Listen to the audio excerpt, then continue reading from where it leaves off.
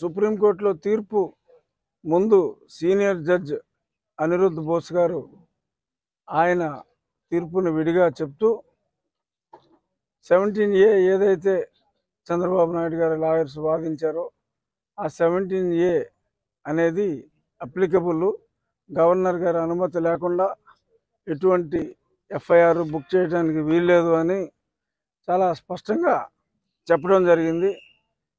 రెండవ judge junior judge Bela Trivedi గారు ఆవిడ జడ్జిమెంట్లో ఈ అభిప్రాయాన్ని డిఫర్ చేస్తూ 17A అప్లికబిలిటీ 2018 తర్వాత ఏదైనా ఎలిగేషన్ ఉంటే దానికే అప్లై అవుతుంది తప్ప దాని ముందుకున్న దానికి అప్లికబుల్ కాదు అన్నారు. గతంలో చంద్రబాబు నాయుడు గారి లాయర్లు సెటిల్ అయింది కూడా ఇంత మునుపు ఇంకో సుప్రీంకోర్టు జడ్జిమెంట్లో ఎఫ్ఐఆర్ ఎప్పుడు బుక్ చేశారు అనేది ప్రాతిపదిక 2018 ఆ చట్టం వచ్చిన తర్వాత జూన్ మాసంలో ఆ తర్వాత ఎటువంటి ఎఫ్ఐఆర్ బుక్ చేయాలన్నా అని గతంలో కూడా ఒక తీర్పు ఉంది. మరి అయినప్పటికీ వాళ్ళ సీనియర్ జడ్జి తీర్పు అనుకూలంగా, రెండో జడ్జి జూనియర్ జడ్జి తీర్పు అననుకూలంగా వచ్చింది. బట్ సుప్రీంకోర్టులో సీనియర్ జూనియర్ ఉన్నప్పటికీ కూడా ఇద్దరికి సమానమైన హక్కు ఉంటుంది కాబట్టి దాన్ని సుప్రీంకోర్టు చీఫ్ జస్టిస్ గారికి రిఫర్ చేశారు. జనరల్గా ఇటువంటివి రేరుగా జరుగుతాయి. ఆ జరిగినప్పుడు 3 మెంబర్ బెంచ్కి వేయటం జరుగుతుంది.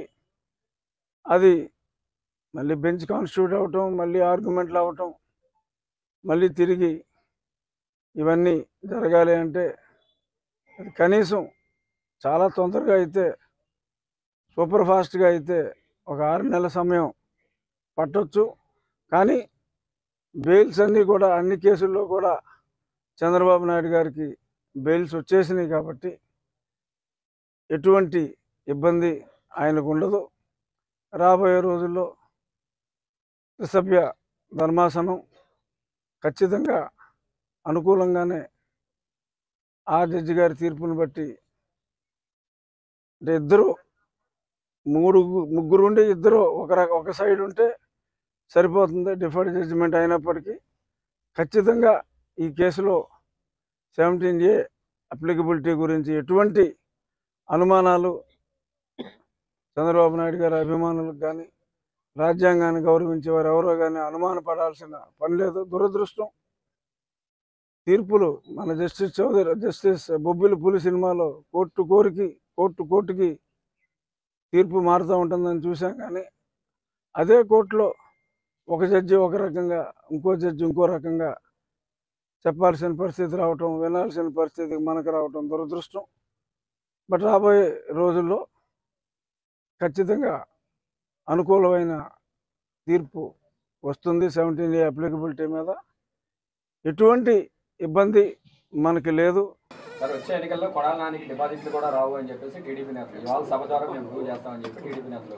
చంద్రబాబు 2014 ఎన్నికల ముందు 3 సభలు పెట్టాడు గుడివాడలో. అప్పుడు కూడా ఏ సొల్లు కబుర్లు. కాకపోతే పోటీ చేసే అభ్యర్థులు మారారు, వచ్చి ప్రగల్భాలు చెప్పే సొల్లుగాళ్ళు మారారు. 2019 ఎన్నికల్లో కూడా కొడాల నానికి డిపాజిట్ లేకుండా చేస్తానని 3 మీటింగులు పెట్టి ఇటువంటి సొల్లు కబుర్లు, ఈ సొల్లు నా కొడుకులు సొల్లు పోరానని చెప్పారు. మళ్ళీ 2024 వచ్చింది, మళ్ళీ అభ్యర్థులు మారారు, మళ్ళీ మాట్లాడేవాళ్ళు మారారు. ఈ గుంటనక్క మాత్రం వీడు ఎట్టాగా ఉన్నాడు. ఇప్పుడు 2 మీటింగులు అయినాయి, ఇది 3వ మీటింగ్ పెడతాడు. ఎన్నికల్లోపు నా ఊడిపోయిన ఇంటర్ కూడా పెట్టలేరు. ఎక్కడో పెట్టుకోమనండి. బాబు కొడుకులు ఇద్దరు పుస్తకాలు పెట్టుకుంటారు కదా, ఎర్ర బుక్కులు, అక్కడ పెట్టుకోమనండి. బాబు కొడుకులు ఎర్ర బుక్కునే చించి తోసుకోమని చెప్పి కదా, వీళ్ళని కూడా ఎక్కడో దోసుకోమని చెప్పండి. అసలు చంద్రబాబు గుడివాళ్ళు ఎవడొస్తాడు? కాదు, చంద్రబాబు గుడివాళ్ళు పట్టించుకునేవాడు వాడు దొంగ 420 గాడు అని తెలవదు. మా గుడివాళ్ళలో మాకు ఎన్టీ రామారావుని అంత మహోన్నతుడిని పార్టీ నుంచి తొలగించి ముఖ్యమంత్రి పదవి కొట్టేసి మా ప్రాంతం వాడిని సంకనాకి ఇచ్చేసినటువంటి వెధవీడు అని తెలవదు. వీడికి ఎవడొస్తాడు? చంద్రబాబు నాయుడికి జనం వస్తారా? అంటే 1,00,000 మందితో సభ పెడుతున్నామని టీడీపీ నాయకులు చెప్తున్నారు కదా సార్. 2 లక్షలు అన్నారు, ఇప్పుడు 1,00,000కు వచ్చారా? కాదు, మొన్న వాళ్ళే పార్టీ మీటింగ్ పెట్టి 2 లక్షల మంది జనం అన్నారు, ఇప్పుడు 1,00,000కు వచ్చారా? అక్కడ తీసుకున్న ల్యాండ్ ఎంతో చూసారా మీరు? 22 ఎకరాలు పొలం తీసుకున్నారు, దాంట్లో 9 ఎకరాలు పార్కింగ్ పెట్టారు, 5 ఎకరాలు డయాస్ చేశారు, 5,000 కుర్చీలు వేశారు. 1,00,000 మంది వస్తారా? ఇప్పుడు వెళ్ళి లెక్కేటాడు కుర్చీలు 5,000. 5,000 ఒకటో కుర్చీ ఉంటే నేను గుడివాడ వదిలేసి వెళ్ళిపోతా. మీరు వెళ్ళా లెక్కేటండి మీడియా వాళ్ళు. 22 ఎకరాలు ల్యాండ్, 7 ఎకరాలు పార్కింగ్, 9 ఎకరాలు పార్కింగ్, 5 ఎకరాలు ఏమో డయాస్ అంట, ఆయన సెక్యూరిటీ అంట. వేసి 5,000 కుర్చీలు వేసి 1,00,000 మంది వస్తారు. 5,000 కుర్చీలు 1,00,000 మంది కూర్చుంటారు. అంటే ఒక్కొక్క కుర్చీలో 10 మందిని కూర్చోబెడతాడు ఏంటి? ఇవన్నీ సొల్లు కాబుర్లు. 5,000 మందికి అక్కడ ఏర్పాట్లు చేశారు. చంద్రబాబు మాట్లాడేటప్పుడు 3,000 మంది ఉంటారు.